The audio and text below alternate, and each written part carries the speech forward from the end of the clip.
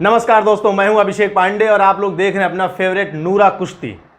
दोस्तों, अगर आप लोगों ने जयचंद या मीर जाफर इनके बारे में सिर्फ पढ़ा है और इनको देखा नहीं है, आपको ये पता नहीं है कि देश के गद्दार दिखने में कैसे होते हैं, आपको ये नहीं पता है कि कैसे कोई गद्दार बाहर के देश के जो हमारे दुश्मन हैं उनको इस देश में आमंत्रित करता है कि आओ और इस देश पर कब्जा कर लो, हम और हमारे साथी तुम्हारा साथ देंगे, बदले में जो हमें चाहिए वो हमको दे देना, जो तुमको चाहिए वो तुम ले जाना। तुमको क्या चाहिए? सिर्फ इस देश की संपदा, धन, सोना, चांदी, हीरे जवाहरात, इस देश की औरतें, इनको तुम लूट ले जाना और उसके बाद जो बचा खुचा होगा उस पर हम राज करेंगे। यही इस देश के गद्दारों ने पहले किया है। आपने उनका चेहरा नहीं देखा है, उनको केवल इतिहास में पढ़ा है, तो आज आप उनका चेहरा देखिए। ये जो वीडियो चल रहा है स्क्रीन पर, इस वीडियो में है शोएब जमाई, जो एक इस्लामिक स्कॉलर बताते हैं अपने आप को और कहते हैं कि ये किसी यूनिवर्सिटी से पीएचडी हैं। हालांकि ये मुझे बिल्कुल अंगूठा छाप लगते हैं। ये क्या कह रहे हैं वीडियो में? ये कह रहे हैं कि अल्लाह करे, ईश्वर करे कि ये पूरा भारत अखंड भारत बन जाए और पाकिस्तान के जो 25 करोड़ मुसलमान हैं, बांग्लादेश के जो 25 करोड़ मुसलमान हैं, वो एक होकर इस देश पर अटैक करें और हिंदुस्तान के जो 25 करोड़ मुसलमान हैं हम उनका साथ देंगे। बदले में हम क्या करेंगे? इस देश पर राज करेंगे। इस देश का प्रधानमंत्री मुसलमान होगा, इस देश में ज़्यादातर सांसद मुसलमान होंगे। अगर आप लोगों ने जयचंद के बारे में पढ़ा है तो आपको पता होगा कि जयचंद ने मोहम्मद गोरी को क्या कहा था कि भाई आओ आओ और दिल्ली पर कब्जा करो, तुम अपनी सेना लेकर आओ, हम यहां पर तुमको अपनी सेना भी प्रोवाइड कराएंगे, बदले में तुमको इस देश से जो भी चाहिए, सोना चांदी, धन, वैभव, स्त्रियां, औरतें, सब लूट ले जाना। और हमको क्या चाहिए? दिल्ली की गद्दी। किसी भी तरीके से पृथ्वीराज चौहान मारा जाए और दिल्ली की गद्दी हमको मिल जाए। हालांकि बाद में मोहम्मद गोरी ने जयचंद को भी मार दिया था, लेकिन यह बात जयचंद को पहले समझ में नहीं आई थी कि जो बाहर का दुश्मन आ रहा है उसके लिए पृथ्वीराज चौहान और जयचंद में कोई अंतर नहीं है। वो यहां पर लूटपाट करने के बाद ना पृथ्वीराज चौहान को छोड़ेगा और ना जयचंद को छोड़ेगा। मीर जाफर ने क्या किया था?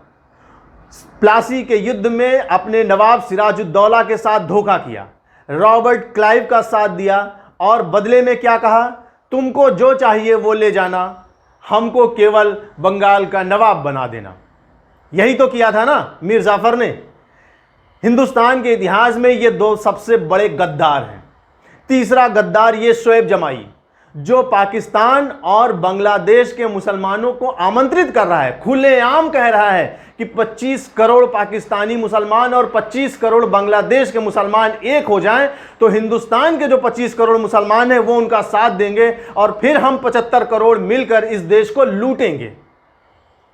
इस बात की जब अलग अलग थानों में अलग अलग जगहों पर एफआईआर की गई, रिपोर्ट की गई, तो इस गद्दार का क्लैरिफिकेशन सामने आया।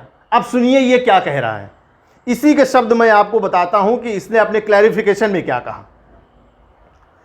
यह कहता है कि मैं सभी देशवासियों से साफ कर देना चाहता हूं कि हमने अखंड भारत के विषय में महज एक पहलू रखा था, मतलब हमने सिर्फ एक क्लू दिया था पाकिस्तान और बांग्लादेश के मुसलमानों को कि भाई ऐसा हो सकता है। आप समझ रहे हैं? जो आज की वास्तविकता पर आधारित है। कोई हेट स्पीच या किसी भी धर्म, आस्था या देश की अखंडता को चोट पहुंचाना हमारा मकसद नहीं है।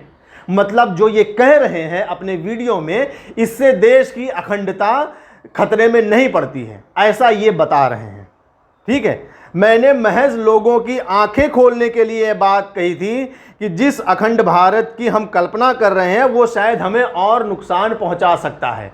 मतलब ये आंखें खोलना चाहते हैं, देश को लुटवा कर, बर्बाद करके और दुश्मनों के हाथों से इस देश में कब्जा करवा के ये देश की आंखें खोलना चाहते हैं। ये इतने बड़े स्कॉलर हैं, इतने बड़े ये पीएचडी हैं। ठीक है, और सुनिए, हर रोज़ हम लोग टेलीविज़न पर अखंड भारत के विषय में कई बार चर्चा करते हैं और यही बात कई प्रवक्ताओं ने भी कही है। मैं दोबारा से कहता हूं कि मेरी विचारधारा राष्ट्रवादी विचारधारा है और मैं भारत की एकता, अखंडता और संप्रभुता को बनाए रखने के लिए निष्ठावान हूं। क्या इनकी बातों से कहीं भी ऐसा जाहिर होता है कि ये देश की अखंडता, संप्रभुता और एकता बनाए रखने के लिए निष्ठावान है? आज तक आप लोगों ने जितने भी वीडियोस देखे हैं, क्या कहीं से भी आपको लगा कि शोएब जमाई इस देश की अखंडता, एकता और संप्रभुता पर विश्वास रखते हैं? क्या कहीं पर भी आपको लगता है कि शोएब जमाई इस देश के संविधान पर भरोसा करते हैं? नहीं, क्योंकि एक टीवी डिबेट में शोएब जमाई ने खुद कहा था, जब उनसे एंकर ने पूछा था, एंकर क्या, इनका जो साथी था, जो डिबेट दूसरा एक बंदा था, उसने जब इनसे पूछा था कि आपके लिए संविधान बड़ा कि कुरान, तो इन्होंने कहा था कुरान।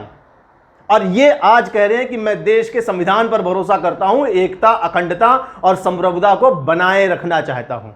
तो आप समझ रहे हैं कि ये व्यक्ति कितना बड़ा गद्दार है। ये कह रहे हैं कि मेरे बयान के उस क्लिप को आधा काटकर चलाने वाले उसको ट्रेंड कर रहे हैं। भाई, इतनी लंबी वीडियो दिखाई गई है, अभी इसमें क्या आधा काटा गया है? पूरा का पूरा वीडियो आपका यही कह रहा है। मैंने कोई स्पीच नहीं, हेट स्पीच नहीं दिया है। मेरे परिवार के जान पर खतरा आ गया है, लिहाजा मैं सभी देशवासियों से अपील करता हूं, प्रधानमंत्री से अपील करता हूं, दिल्ली पुलिस से अपील करता हूं कि मेरे जैसे भारत मां को प्यार करने वाले पसमानदा मुसलमान की सुरक्षा की जाए। आप समझ रहे हैं? अब ये क्या कार्ड खेल रहे हैं? विक्टिम कार्ड, कि मैं पसमानदा मुसलमान हूं, मेरी सुरक्षा की जाए। अगर मतलब आप शिया मुसलमान होते, सुन्नी मुसलमान होते, वहाबी होते, तो आपकी सुरक्षा नहीं की जाती। आप पसमानदा मुसलमान हैं, इसलिए आपकी सुरक्षा की जाए। ये है विक्टिम कार्ड।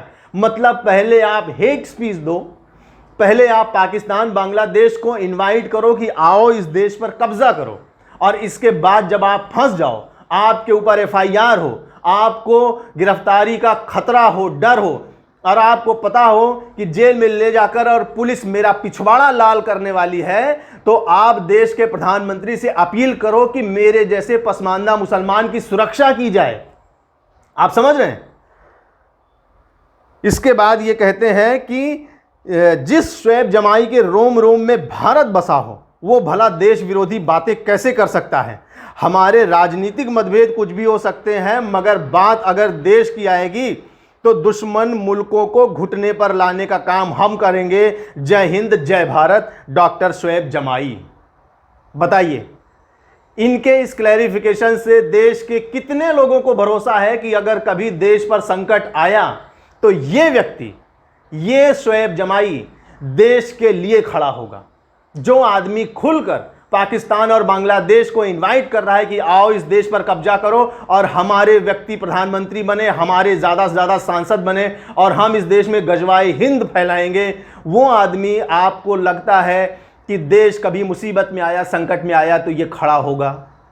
और इसीलिए इसकी इसी स्पीच पर तमाम थानों में FIR हुई और इसके खिलाफ रिपोर्ट की गई है। और कल एक टीवी डिबेट में सुबूही खान ने इसको पीट दिया है। अब ये वीडियो देखिए। ये किसी चैनल में ये डिबेट करने के लिए गए थे और वहां पर इसी तरह की बातें जब इन्होंने की तो वहां पर जो इनकी साथी डिबेट थी, जो डिबेट कर रही थी, सुबूही खान, उन्होंने इनको पीट दिया है। आप समझिए, मारपीट का समर्थन मैं भी नहीं करता, कोई नहीं करता, लेकिन जब पानी सर के ऊपर चला जाता है तो सुबूही खान जैसे लोगों के दिल में आग लग जाती है और फिर वो शोएब जमाई जैसे गद्दारों को पीट देते हैं। ठीक है, अब देखिए, शोएब जमाई क्लैरिफिकेशन दे रहे हैं, चैनलों में मार खा रहे हैं और इनको बचाने वाले, इनको राजनीतिक शरण देने वाले, इनकी तरफ से मीडिया में प्रोपेगेंडा फैलाने वाले अजीत अंजुम जैसे नफरती पत्रकार कितना प्यार बरसा रहे हैं। उनका सुनिए, वो क्या लिखते हैं अपने ट्विटर पे। वो इनके इस क्लैरिफिकेशन पर अपने ट्विटर में एक पोस्ट डालते हैं, उसको रीट्वीट करके, और लिखते हैं, आप पब्लिसिटी के लिए प्रायोजित स्टंट का हिस्सा बनकर अपनी ही कौम का नुकसान कर रहे हैं। देश में माहौल खराब करने की जो पटकथा लिखी जा रही है, मतलब इनका निशाना कहीं और है। हाँ, उसके किरदार आप जैसे लोग भी हैं। कुछ महीने आप घर पर बैठिए, चैनलों पर गाली गलौज और लात घूसे वाली बहसों में हिस्सा लेकर आप पता नहीं क्या हासिल करना चाहते हैं। आहा आहा, अजीत अंजुम का कितना प्यार टपक रहा है शोएब जमाई जैसे गद्दारों के लिए।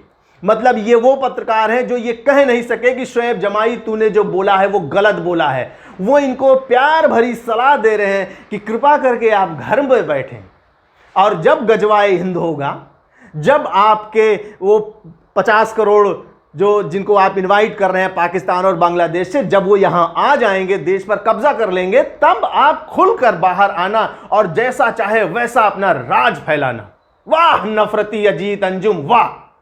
ये है पत्रकार, समझ रहे हैं? ये है पत्रकार, इसीलिए इसको चैनलों से मारकर भगाया गया है और अब ये यूट्यूब पर अपनी गंध फैला रहा है। तो ये हैं शोएब जमाई, जो देश के दुश्मनों को देश में बुलाकर और देश पर कब्जा करवाना चाह रहे हैं। अब मैं आपको बोलता हूं, सुन शोएब जमाई, इस देश के मुसलमानों के अंदर हिंदुस्तान बसता है। मेरे कितने दोस्त हैं मुसलमान जो मुझे ईद, होली, दिवाली, हर त्योहार पर मैसेज करते हैं, फोन करते हैं, मिठाइयां लेकर आते हैं, सेवइयां लेकर आते हैं। समझ गया? तेरे कहने से हिंदुस्तान का एक भी मुसलमान अगर सड़क पर खड़ा होकर और पाकिस्तान बांग्लादेश के मुसलमानों का साथ दिया तो कसम भगवान की मैं अपनी गर्दन काट दूंगा। चैलेंज देता हूं, तेरे कहने पर एक मुसलमान जो सड़क पर खड़ा होकर और पाकिस्तानियों और बांग्लादेशियों का साथ दिया। समझ गया?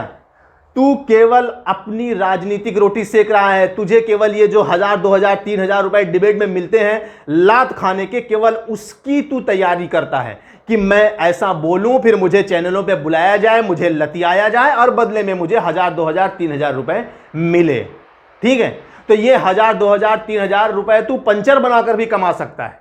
इसके लिए तुझे हिंदू मुसलमान को झगड़ा लगाने की या देश में ऐसे गद्दारों को और देश के दुश्मनों को बुलाकर देश को मुसीबत में डालने की जरूरत नहीं है।